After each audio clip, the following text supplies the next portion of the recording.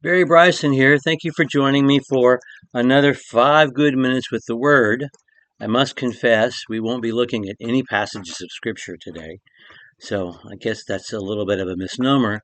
But then again, you put up with me calling this 5 good minutes when I haven't done one under 5 minutes in probably 3 or 4 years. So, anyway.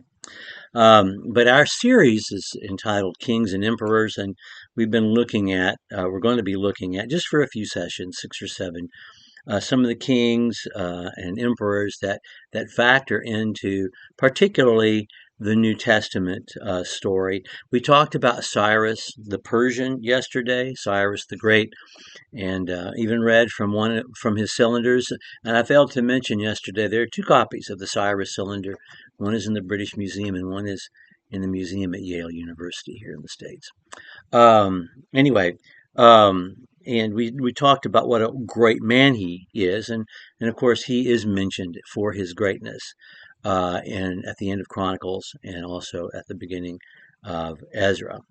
What I want us to talk about today is what is going to take place in between the Testaments, which so much shapes what we have in the New Testament. When Jesus is born, the Jews in Jerusalem have been in Jerusalem since shortly after the decree of Cyrus, and they had to rebuild the temple. So we have this period of history called Second Temple Judaism, which is really different phases, not just one whole. Because when Herod came to power, and we'll talk about him in a few days, he's going to expand the temple and make it something glorious, but the temple that was rebuilt was built literally upon the footprint of the old temple, but it was in no way compared to the old temple, something that is made clear in the book of Ezra. And we're kind of done with the rebuilding of the temple, the rebuilding of the walls. Malachi talks a generation or two later about the syncretism that Jews are flirting with, and but that's really the end sometime in the 5th century BC. In the 4th century BC, Alexander the Great begins his conquest, and in 332 BC, he takes Jerusalem.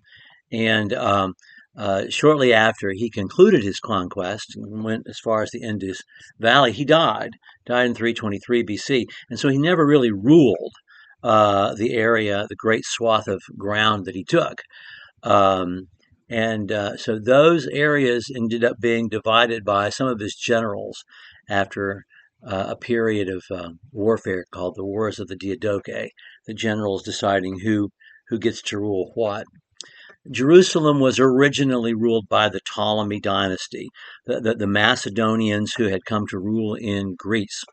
And Cleopatra is a Ptolemy, by the way. The Cleopatra we know from history and from Shakespeare. She's not really an Egyptian. She is, partially Egyptian, but her throne was established by a Macedonian. And the Ptolemies, when they governed Palestine, really allowed Jerusalem to be the city-state that it was whenever Alexander the Great took it. Let Jews be Jews. They just had to pay tribute, and they had to follow, of course, the laws. And we're not exactly sure all the demands that were put upon them, but the Jews were allowed to practice their religion.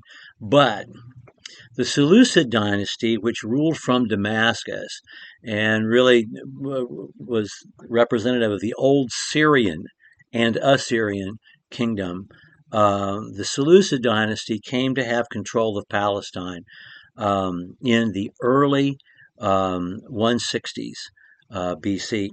And Antiochus IV, who called himself Antiochus Epiphanes, which means, the representation of God on earth. He's the epiphany of God on earth. He decided to civilize his kingdom, by which he meant to Hellenize it, to make his kingdom more Western. And therefore he outlawed indigenous religions, and he invaded Jerusalem. And on December the 25th, 167, they took Jerusalem, they sacralized the temple, they sacrificed pigs on the altar to God there in the temple in Jerusalem. And this is recorded in the first book of Maccabees from the Jewish perspective. They burnt every copy of the Torah they could find. They forced people to eat pork.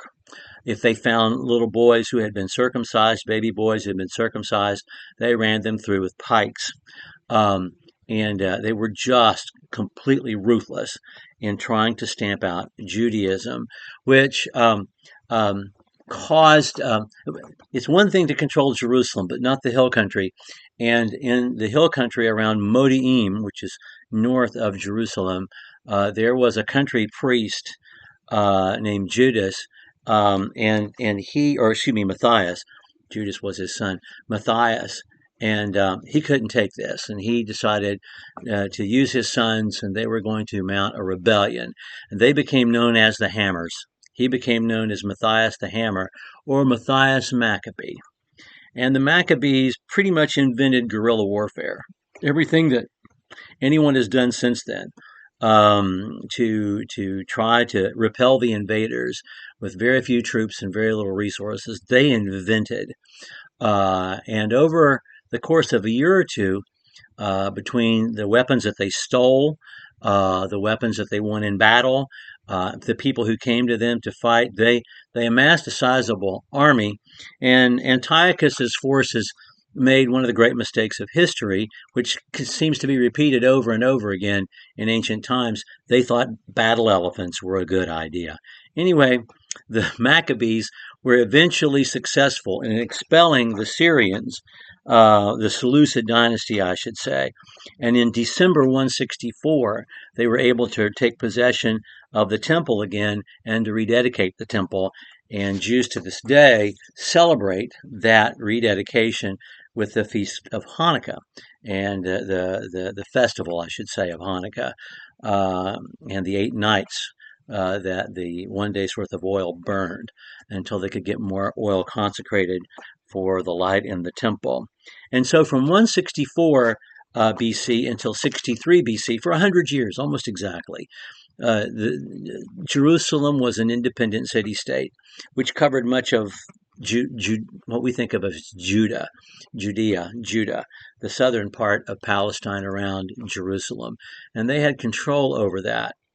And then in 63 BC, in a peaceful takeover, the keys to the city were handed over to Pompey, member of the first triumvirate of the Roman Empire.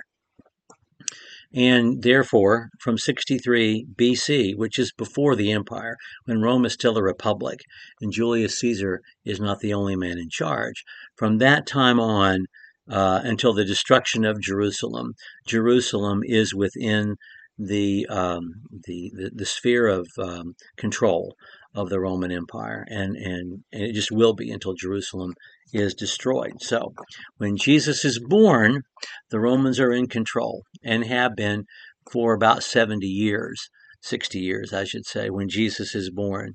And that's how the Romans came to power. It was not an invasion. There was no bloodshed. They just knew that they could not resist the power of the Roman Empire, and they did the politically advantageous thing, and they yielded to Rome's power, and they had a great deal because of that. They had a great deal of freedom. Because of that, Judaism was declared protected in an indigenous religion by the Roman Senate, and Romans who were within the precincts of the city of Jerusalem were not allowed to violate the religion of the Jews, and so there were no busts of Caesar in Jerusalem, and no one in Jerusalem was allowed to eat pork inside the city. It was illegal. It was against the Roman law for them to do that because that was protected space. Anyway, that's what happened between the Testaments in 9+ minutes. Thank you for joining me for another 5 good minutes with the Word. Next time we'll together, we will talk about Herod the Great. Thank you for joining me.